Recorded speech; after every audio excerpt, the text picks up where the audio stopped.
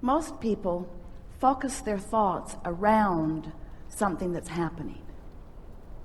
So if they're standing in an environment where the things that are happening feel good to them, then their focus on what they're observing is good for them.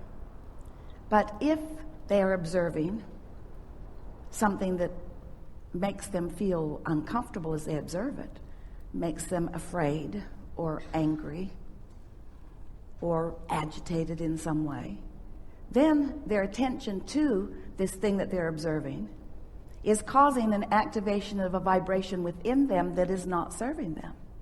But most people do not have any awareness that they are vibrational beings, because you are, as humans, so good at interpreting vibration, you don't know you're doing it.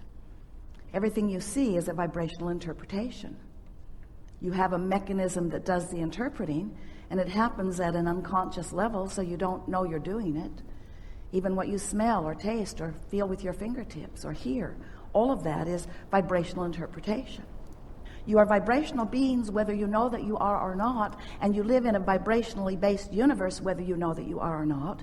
And law of attraction is responding to your vibrational offering whether you know that it is or not, and everything that's happening around you and to you and near you and with you is because of the vibration that you're offering. You have so much more control of what goes on around you than most humans even try to exercise.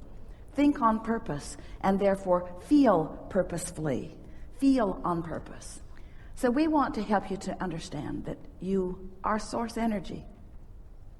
You're in these magnificent physical bodies. You came from non-physical, and while you were non-physical before you came into these physical bodies, you still are, for the most part, predominantly that non-physical consciousness. You just are. But that's hard for you to know because you have come into this personality, and the awareness of what's going on here, what you're observing, is so dominant, so pressing. It's so real, you call it reality. Well, this is the real world. So the non-physical world from which you have come, and this non-physical world where the larger part of you still is focused and still is projecting from, is largely gone unnoticed to most of you, except that you feel emotions all day, every day. You do, don't you?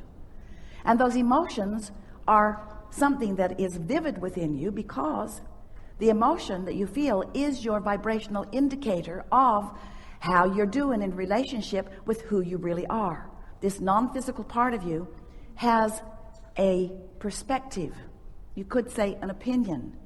You could say an expectation. This non-physical part of you, this God force within you, has very clear understanding.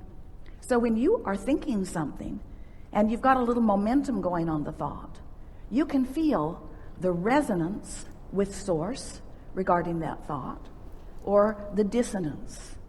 We've been calling that the allowing of the allowing of you being who you are, or the disallowing. We've been calling it allowing, resistance, good feeling, bad feeling, resonance, dissonance, alignment, not alignment.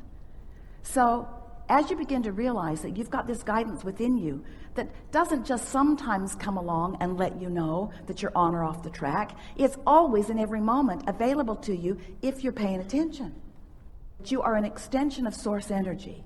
In other words, you came as a lover, not as a hater. When you feel hate, that's dissonance from who you really are. You came as someone who knows your worthiness and value. And when you're hard on yourself, that's dissonance from who you really are. You came expecting things to go well for you. And when you are pessimistic about your life or others, that's dissonance from who you are, you see. So this guidance has always been within you. But you've gotten so used to feeling negative emotion that some of you have accepted as a sort of lifestyle. And we want you to get over that. We want you to care so much about the way you feel that you become one who is particular about what you think in the way you're particular about what you eat. We don't see you going to the buffet and saying, yeah, I had that before and it was awful, give me more. Every time I get that, I just hate it.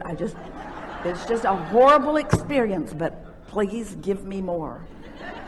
We don't do that because you care about how it tastes in your mouth, and you care about how it feels when you digest it. You care about what you eat, and we want you to care about what you think, because we want you to care about how you feel, because we want you to care about your alignment with Source. But if you feel agitated, or if you feel envy, if you feel competition, if you feel uneasiness of any kind, then you're pinching yourself off from that Source who is there with you. Even though that Source is there with you, you are pinching it off. Even though that Source is there with you, you are pinching it off. Even though that Source is there with you, you are pinching it off. Even though that Source is there with you. We're trying to make a point here. Humans sort of have a screwy take on that. Source, God, whatever you want to call it, you think, all done, all perfect, now watching me to catch up. And we say, nothing like that. Source flowing to you and through you, reveling with the new things that you define.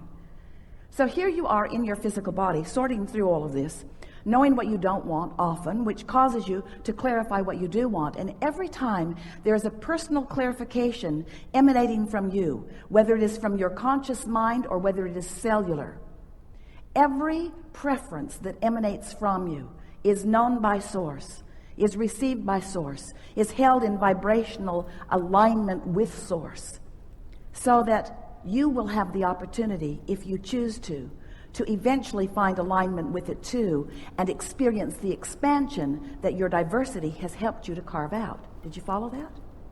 Source holds the new idea even when you're not ready for it. In other words, when you know what you don't want, you're asking for what you do want. But if somebody asks you what you want, you're usually at that point in the game going to tell them what you don't want. I really don't like this. This shouldn't have happened. We're beating the drum. This should not have happened this way.